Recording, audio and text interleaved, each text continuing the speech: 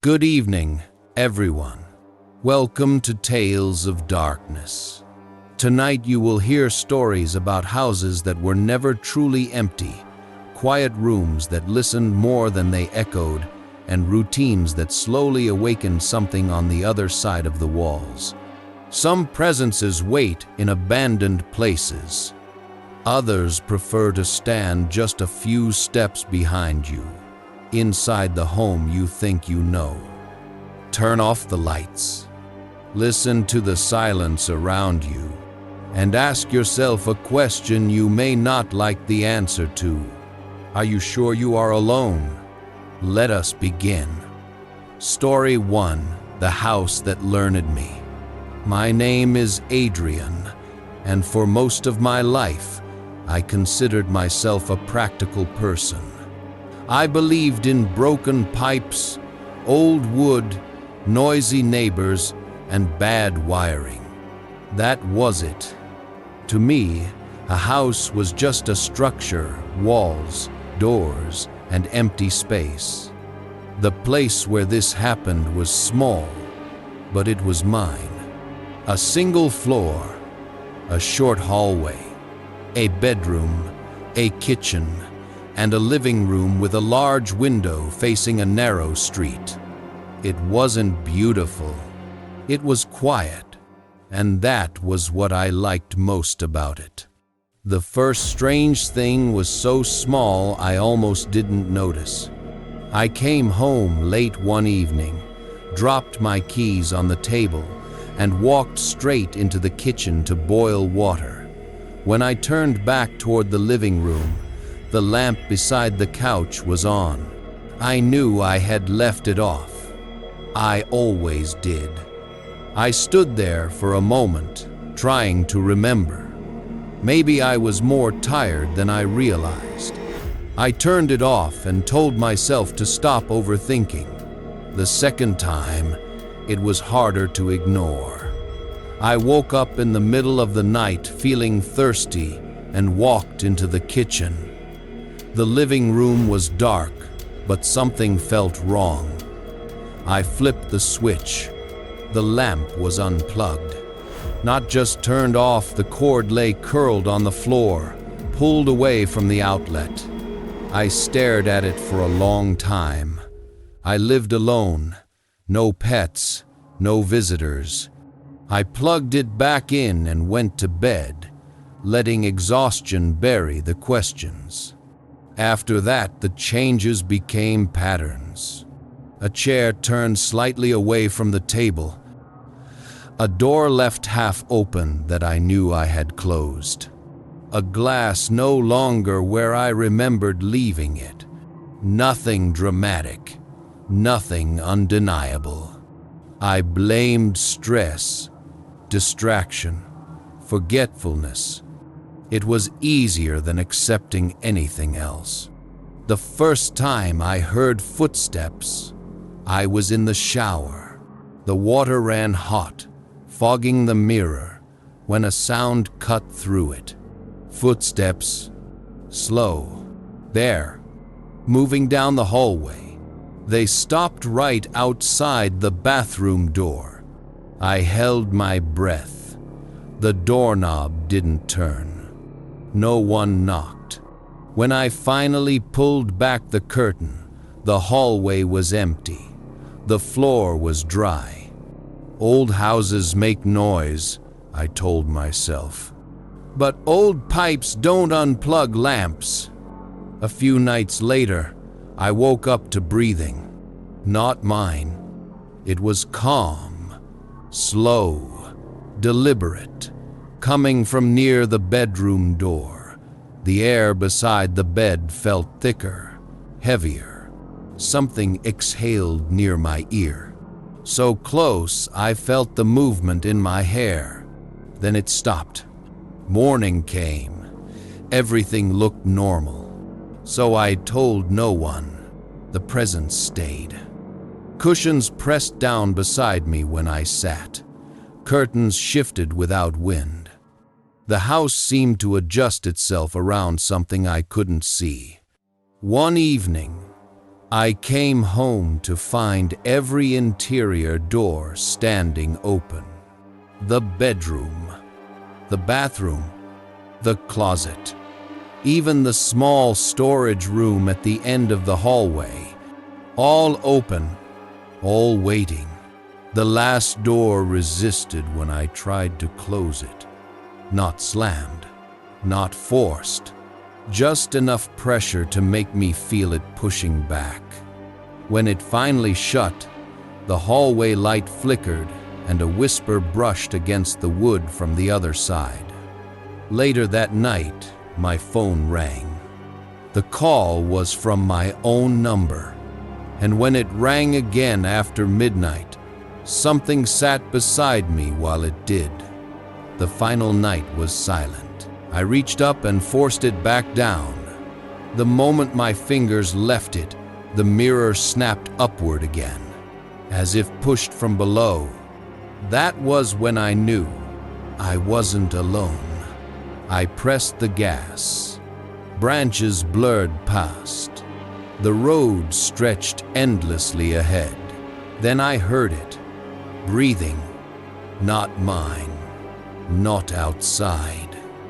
Inside the car, slow, steady, coming from the back seat. I refused to look. Don't look, don't look. But I did. In the mirror, darkness shifted. A shape, a head, shoulders. Sitting behind me, perfectly still, unaffected by the motion of the car. It leaned closer in the reflection, as if listening to my heartbeat. I whispered, "Please don't." The breathing stopped. The silence returned thick and waiting. Then, the shape raised a hand, slowly, and placed it on the back of my seat. The pressure returned, cold, firm. Ahead, an intersection appeared the road back to the city. I floored the gas. The mirror adjusted one last time, showing nothing but the dark outline behind me. And then, at the intersection, it vanished. The pressure lifted. The breathing stopped. The mirror went still. The back seat was empty. I didn't slow down until I reached a street filled with lights and passing cars. The next morning, when I opened the car door, I noticed something. The rearview mirror was tilted upward again, pointing at the ceiling. Since then, I avoid driving at night. But sometimes, even during the day, the mirror trembles. Just a little, as if reacting to a passenger I can't see, or one that remembers exactly where it used to sit. Story: the closet that never closed. My name is Rachel. Before all of this, I never believed a simple closet could change the way I slept, or the way I breathed, or the way I moved through my own home. Closets were storage spaces. Dark, cluttered, harmless. Mine was none of those things. The apartment was small, but the rent was cheap and the location was good. Plain walls, old carpet, a living room that always smelled faintly of cleaning spray left behind by the previous tenant. Nothing unusual. The bedroom had a narrow closet built into the wall, and the closet door never fully closed. No matter how hard I pushed it, there was always a gap. The landlord said the frame had settled over the years. "It's safe," he told me. "Just cosmetic." I believed him. The first time something felt wrong was during my second week there. I turned off the bedroom light and had just settled into bed when I heard it. A soft click, wood shifting, the closet door moving. I turned the lamp back on. The gap had widened. Only an inch or two, but enough for darkness to spill out, darker than the rest of the room. I swallowed the discomfort and got up. I pushed the door shut and wedged a shoe against the bottom. Problem solved, except it wasn't. The next morning, the closet door was open again. The shoe lay pushed aside. There were no pets, no drafts, nothing that should have moved it. I closed it again. Every night after that, the pattern repeated. I shut the door firmly. By morning, it stood open the same few inches. Always the same gap. Always the same cold air. Then came the breathing. One night, I woke up to it. Slow, steady, coming from inside the closet. This wasn't the sound of a dream. It was real, measured, too close. I sat up. The breathing stopped instantly. The door was still open, the darkness inside looking thicker than the bedroom air. I turned on the lamp. The closet was empty. No boxes. No clothes. Nothing. But the cold inside felt like stepping into someone else's space. I slept with the lamp on after that. Another night, scrolling on my phone, I noticed movement in my peripheral vision. The closet door was swaying, not opening, not closing, rocking slightly, as if breathing. I unplugged the lamp and moved it closer so the light hit the gap directly. The swaying stopped. I didn't. The worst night began quietly. No sounds, no movement, no feeling of being watched. For the first time in weeks, the apartment felt normal. I left the closet door closed. I fell asleep. Around 3 in the morning, pressure settled on the edge of my mattress. Like someone sitting down. I didn't move. The pressure shifted closer slowly, deliberately until it rested near my legs. I forced myself to look at the closet. The door was wide open, not cracked, not ajar, open. Something exhaled beside my knee. Cold air brushed my skin. I lunged for the lamp. When the light snapped on, the pressure vanished. The closet remained open. On the floor, faint marks stretched outward, long, thin impressions dragging from the closet toward the bed. Not scratches, tracks, like something learning how to move. I closed the door without looking inside. The next day, I packed. When I carried the last box out, the apartment felt empty again. The closet door was closed. Perfectly. For the first time. I left the keys on the counter and walked away. But sometimes, in my new place, when the hallway grows too quiet at night, I hear it again. A slow, steady breath. And I remember something I wish I didn't. Closets aren't supposed to breathe. Not unless something inside them remembers how. Next, we're going to hear the story of the hallway that learned my steps. Story. The hallway that learned my steps. My name is Tyler. For most of my life, I never thought much about hallways. They were just empty spaces connecting one part of a home to another. Neutral, forgettable, safe. The hallway in my old apartment was none of those things. When I moved in, the place seemed fine, a little worn down, but normal.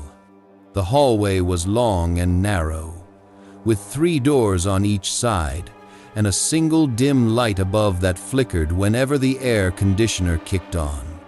Nothing unusual. Not at first.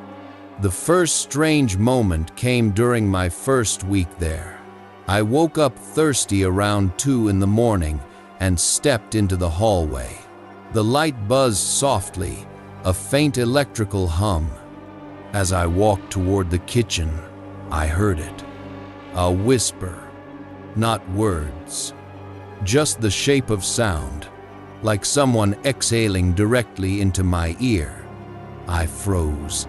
It came again so soft I felt it more than heard it.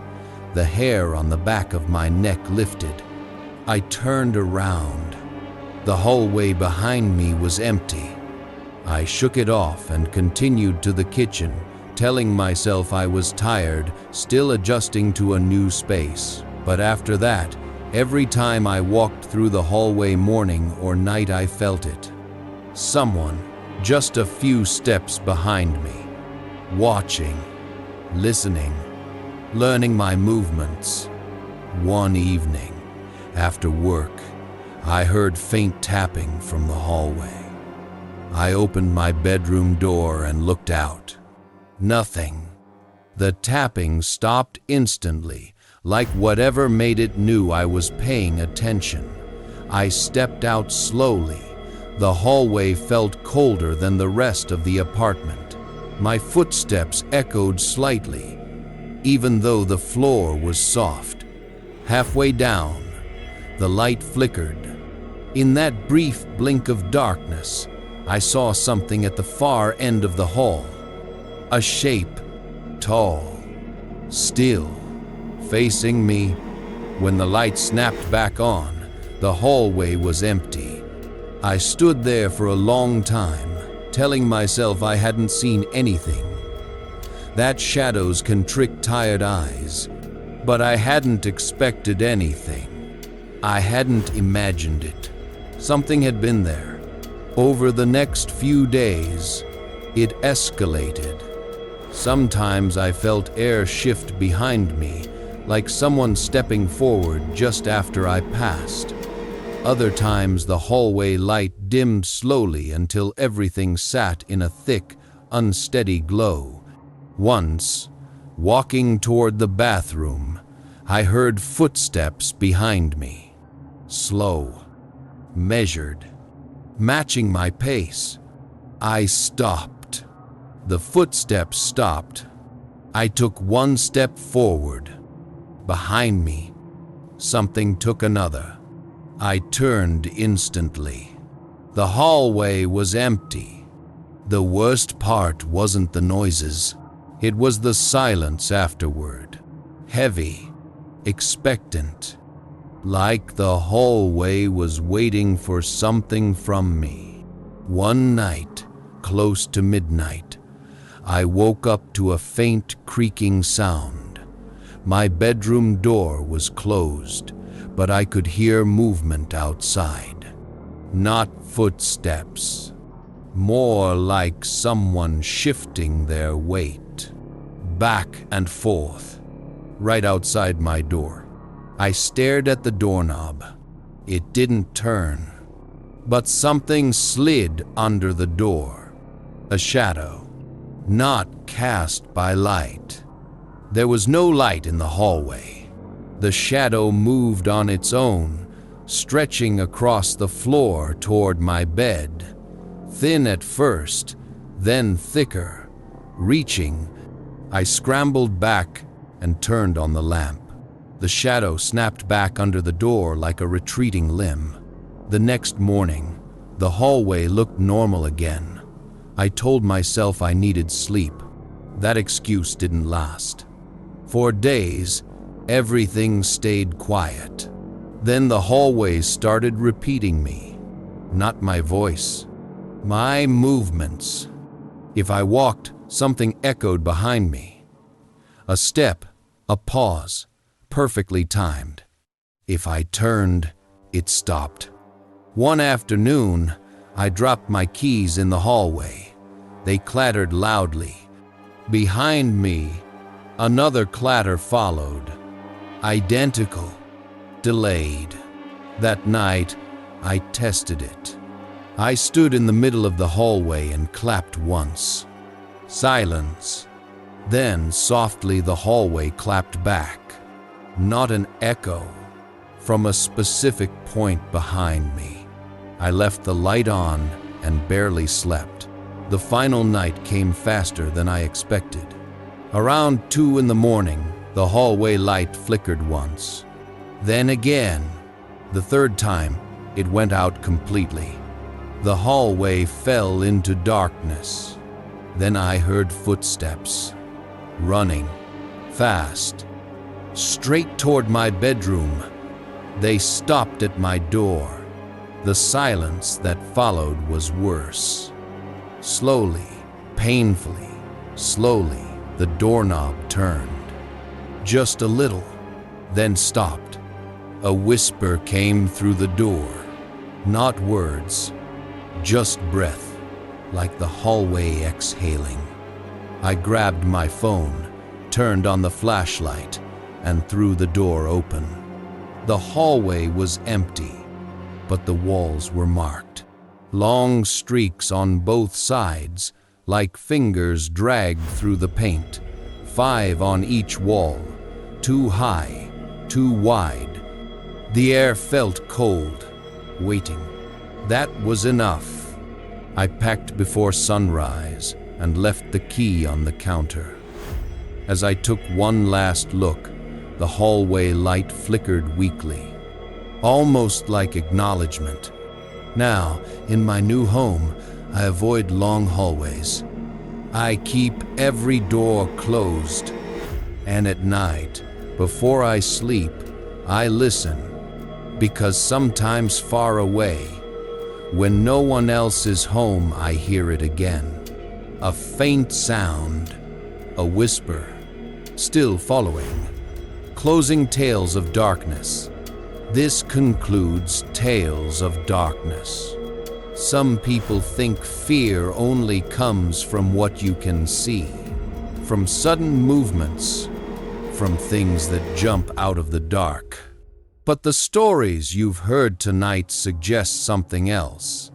That fear can be quiet, that it can observe, that it can learn, that it can follow you through the places you stop paying attention to.